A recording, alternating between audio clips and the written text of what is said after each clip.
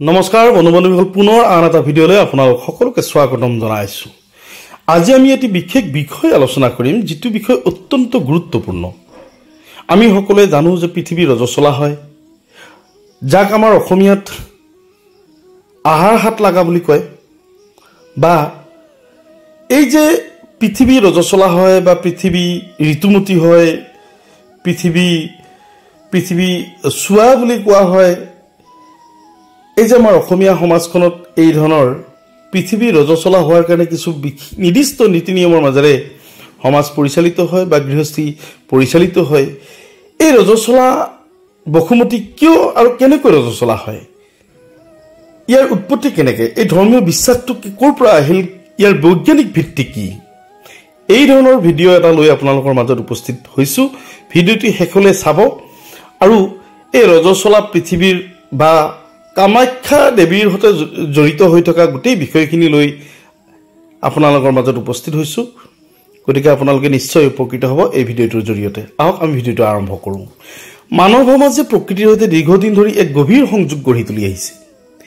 এই সংযোগ মাথো উপযোগিতা আৰু সঁজুলি নিৰ্ভৰত সীমাবদ্ধ নহয়। এই মানসিক, সামাজিক, সাংস্কৃতিক আৰু আধ্যাত্মিক দৃষ্টিটো সমানে গম্ভীৰ। এই প্ৰসংগতে অসম তথা ভাৰতীয় উপমহাদেশত এটা বিস্ময়কাৰী লোকবিশ্বাস প্ৰচলিত হৈ আহিছে, যি প্ৰচলিত প্ৰথাক পৃথিৱী ৰজস্বলা হোৱা বুলি কয়। বিশেষকৈ অসমীয়া মাহ আহাৰৰ আৰম্ভণিত, অৰ্থাৎ 7 তাৰিখৰ পৰা 10 তাৰিখৰ ভিতৰত, ইংৰাজী কেলেণ্ডাৰ মতে জুন মাহৰ 22 তাৰিখৰ পৰা 25 তাৰিখৰ ভিতৰত এই বিশ্বাসৰ আধাৰত বহুলোকে আচাৰ বিধি মানি চলে। এই সময়ত হাল কোৰ নাবায়, গছ গছনি নাকাটে বা গছৰ পাত নিচিঙে, মাটি নাখান্দে ইত্যাদি। কাৰণ এই সময়খিনিত এইসমূহ কাৰ্য কৰাটো অনুচিত বুলি ধৰা হয়। গতিকে পৃথিৱী ৰজস্বলা হয়, এই লোকবিশ্বাসটোৰ আঁৰত থকা সাংস্কৃতিক মূল আৰু বৈজ্ঞানিক ভিত্তিসমূহ একেলগে উদ্ঘাটন কৰা, য'ত ধৰ্মীয় চিন্তা চৰ্চা, লোক পৰম্পৰা আৰু আধুনিক বিজ্ঞান একে সময়তে একেলগে মিলি যায়। আমি এতিয়া প্ৰথমতে আলোচনা কৰিম ধৰ্মীয় আৰু সাংস্কৃতিক পৰিসৰনো কি, বা পৃথিৱী ৰজস্বলা হোৱাৰ কথাখিনিত ধৰ্মীয় আৰু সাংস্কৃতিক ভিত্তি কি। পৃথিৱীক মাতৃৰূপে কল্পনা কৰা বহু বিশ্বাস বা পৃথিৱীক মাতৃৰূপে কল্পনা কৰি অহা হৈছে প্ৰাচীন কালৰে পৰা। বৈদিক শাস্ত্ৰ, উপনিষদ তথা পুৰাণত পৃথিৱীক ধৰণী, ভূমি, বসুধা আদি নামেৰে পূজিত হৈ আহিছে। এনেধৰণত পৃথিৱীৰ প্ৰাকৃতিক পৰিৱৰ্তনকো মানুহে জৈৱিক ৰূপত উপলব্ধি কৰিবলৈ চেষ্টা কৰিছে। এই সময়ত উদযাপন হোৱা কামাখ্যাৰ অম্বুবাচী মেলাও এক গুৰুত্বপূৰ্ণ উদাহৰণ। বিশ্বাস অনুসৰি কামাখ্যা দেৱীৰ গৰ্ভদ্বাৰ এই 3 দিন বন্ধ থাকে, কাৰণ দেৱী মাতৃত্বৰ লক্ষণত থাকে, অৰ্থাৎ ঋতুমতী হয়। কামাখ্যাই পৃথিৱীৰ গৰ্ভমূৰ্তি, সেয়ে মন্দিৰো বন্ধ থাকে আৰু ধাৰ্মিক আচাৰ বিধি সাময়িকভাৱে বন্ধ ৰখা হয়। এই সময়ছোৱাত খেতি বাতিৰ কাম সাময়িকভাৱে স্থগিত ৰখা হয়। গছৰ পাত, ফল সংগ্ৰহ কৰা, গছ কটা, পশুপালন সম্পৰ্কীয় কাম কাজতো অলপ সময়ৰ বাবে অৱকাশ দিয়া হয়, যাতে মা বসুমতীয়ে অলপ বিশ্ৰাম পায়। এই পৰম্পৰাৰ মূল অৰ্থ হৈছে প্ৰকৃতিৰ বিশ্ৰাম আৰু আন্তৰিক পবিত্ৰতাক সন্মান জনোৱা। এতিয়া আহোঁ বৈজ্ঞানিক বিশ্লেষণসমূহলৈ। বৈজ্ঞানিক দৃষ্টিকোণৰ পৰা পৰ্যালোচনা কৰিলে দেখা যায় যে পৃথিৱী ৰজস্বলা হয় বুলি কোৱা বিশ্বাসটোৰ জৈৱিক সত্যৰ আধাৰত কোনো ভিত্তি নাই। কিয়নো পৃথিৱী কোনো জীৱন্ত প্ৰাণী নহয়। ই এক অজৈব বস্তু, যাৰ নিজস্ব জৈৱ ঋতুচক্ৰ বা শাৰীৰিক বিপৰ্যয় হোৱা কথাই নাহে। তথাপি বহু যুগৰে পৰা পৰ্যবেক্ষণ আৰু অভিজ্ঞতাৰ আধাৰত গঢ় লৈ উঠা এই বিশ্বাসটোৰ অন্তৰালত কিছু গুৰুত্বপূৰ্ণ বাস্তৱতা আছে, যাক আধুনিক বিজ্ঞান, বিশেষকৈ পৰিৱেশ বিজ্ঞান, মৃত্তিকা বিজ্ঞান আৰু সৌৰ বিকিৰণ অধ্যয়নৰ দ্বাৰা ব্যাখ্যা আৰু সমৰ্থন কৰিব পাৰি।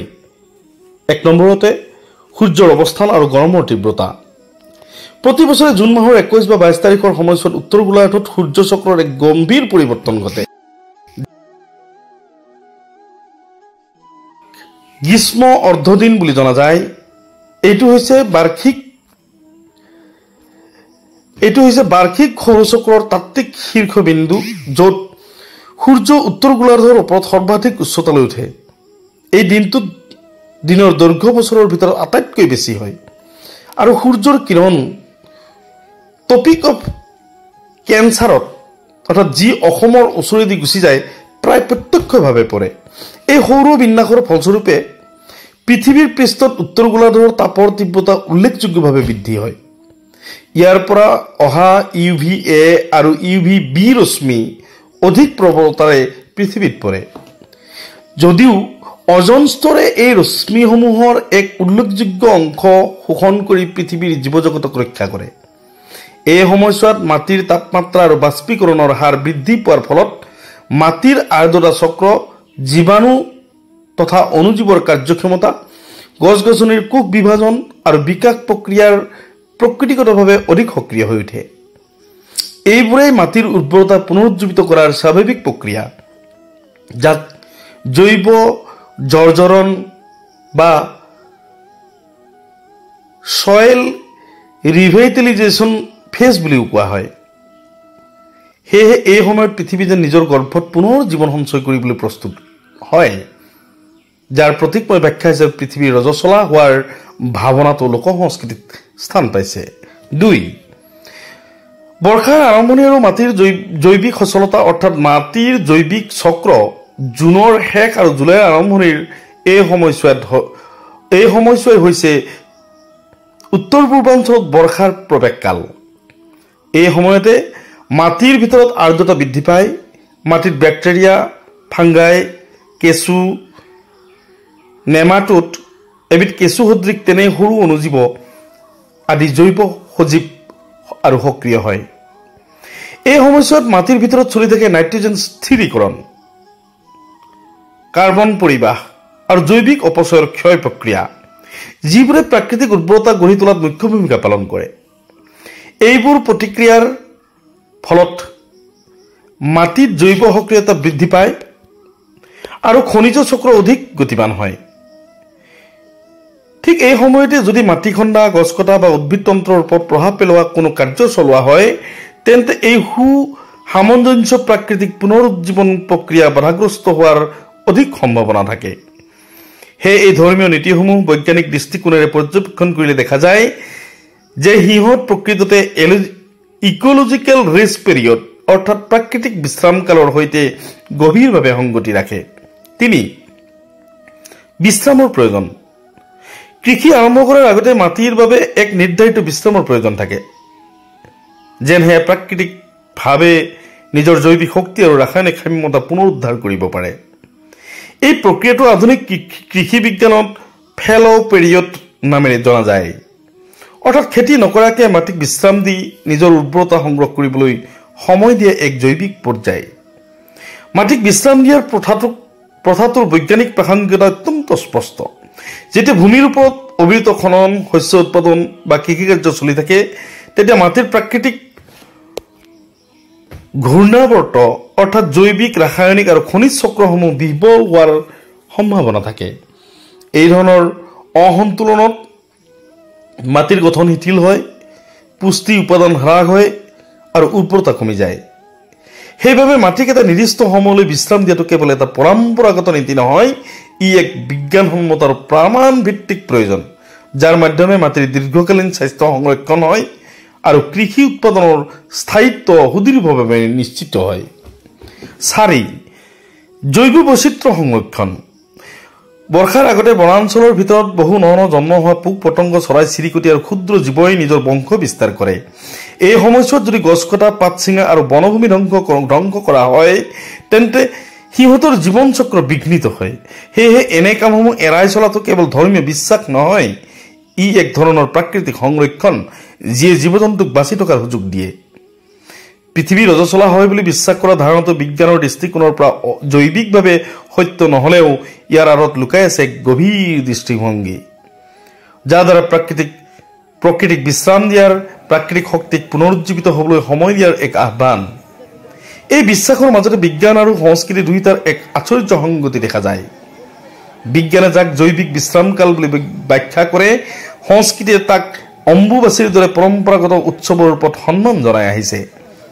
সংস্কৃতিত ই পৃথিৱীৰ ঋতুচক্ৰৰ লগত তুলনা কৰা হৈছে, য'ত পৃথিৱীয়ে নিজেই নিজৰ শক্তি সংহত কৰি পুনৰ উৎপাদনক্ষম হ'বলৈ সাজু হয়। এই ধৰণৰ দৃষ্টিভংগী আমাৰ সমাজত কেৱল পৰম্পৰাই নহয়, এক পৰিৱেশ সচেতনতা, জীৱ বৈচিত্ৰ্যৰ সংৰক্ষণ আৰু ভূমিৰ প্ৰতি দায়িত্ববোধৰ এক প্ৰতীক ৰূপে গঢ় দি তোলে। ফলত এই বিশ্বাসৰ আঁৰত বিজ্ঞানৰ সঁজুলি আৰু সংস্কৃতিৰ মানৱিকতাৰ মাজত এক মৰ্মস্পৰ্শী সমন্বয় গঠিত হয়। শেষত বহু শতাব্দীৰ আগতে আমাৰ পূৰ্বজসকলে যিবোৰ কথা বিশ্বাস হিচাপে গ্ৰহণ কৰিছিল, আজি বিজ্ঞানে সেইবোৰৰ ভিতৰত গুপ্ত হৈ থকা বুদ্ধিমত্তা, পৰিৱেশৰ সংগতি আৰু সংৰক্ষণৰ বাণীক স্বীকৃতি দিছে। এই আচাৰ বিশ্বাসবোৰ কেৱল ধৰ্মীয় নীতি নিয়মেৰে চলা এক পৰম্পৰা এনে নহয়, এইবোৰ প্ৰকৃতিৰ সৈতে চলা জীৱন পদ্ধতিৰ এক অংশ।